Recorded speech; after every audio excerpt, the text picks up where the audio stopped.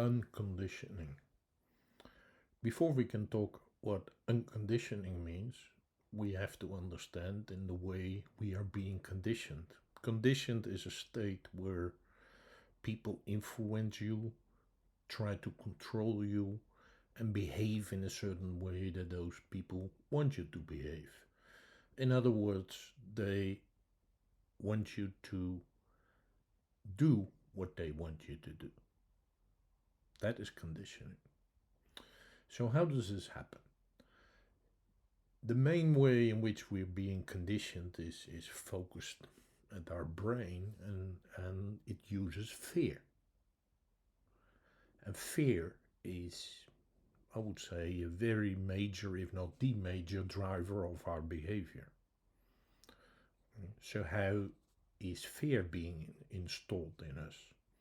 That's by telling us very frequently that we're not good enough. That's what our parents say. That's not good. You should change that, whatever. That's what starts at school in education. Yeah, it's not good enough. You should work harder. You should do better your best. Um, and it moves into work.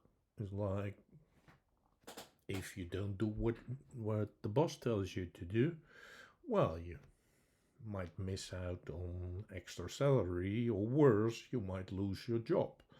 So everything, yeah, in most things, fear is used to make you behave in a certain way. It's also, conditioning is also focused on the body, and the main goal there is to get you in some sort of addiction. And I'm not talking about drugs or anything, well, with the exception of fentanyl, which is a painkiller which really, really makes people addicted. But um, let's talk more about simple things like food. The nutrition companies, they put sugar in almost every product. Why is that?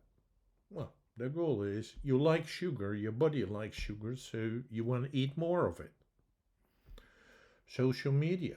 Yeah, social media is that people want you to keep on looking, keep on clicking through.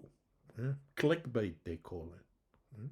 So that is also, well, a form of addiction. Think about advertising. In advertising, what's the goal of advertising? To make you buy that particular product or service. Mm. So everything is focused towards addiction. That is at the individual level, yeah? The brain and the body. But also on an economic level, we're being conditioned. And in the sense that everything revolves about money, that money can buy you everything, that money will make you happy. Well, we know that's not true, but that's still what's being pushed everywhere. You know, try to make more money. Well, what's behind that? Making sure that you work harder. At the social level, we have two main systems. There's the education system, and what is still the education system doing, which was designed in the industrial age and hasn't changed much since then, is to prepare you to do standardized work, to be an obedient worker for standardized work. Well, we know now that standardized work is being automated and very, very likely totally being will be replaced soon with artificial intelligence. So that's education. The other main thing within the social constraint is religion. Yeah. Religion also uses fear. They call it doom. It's like you're doomed when you don't follow our rituals, when you don't give us money, when you don't do as we tell you what to do, you will go to hell. On the environmental level, we're being taught to treat nature as a limitless resource, as a resource which is basically dead, like a piece of stone. Hmm? But that's not true. Animals are living beings. trees are living beings, plants are living beings, fungi are living beings. But still, we're being taught and we treat nature like it's limitless and it has no feelings or emotions or is not like us, which is not true.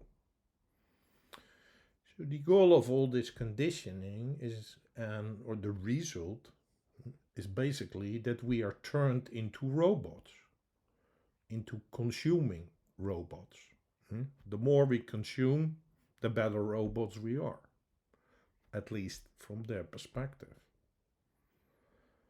So, what I invite you to do is to see this, start to understand this, and then take action because you really need to dismantle those straitjackets because you're put in a straitjacket, but you have to dismantle those straitjackets for you to live a much better life for yourself and for others.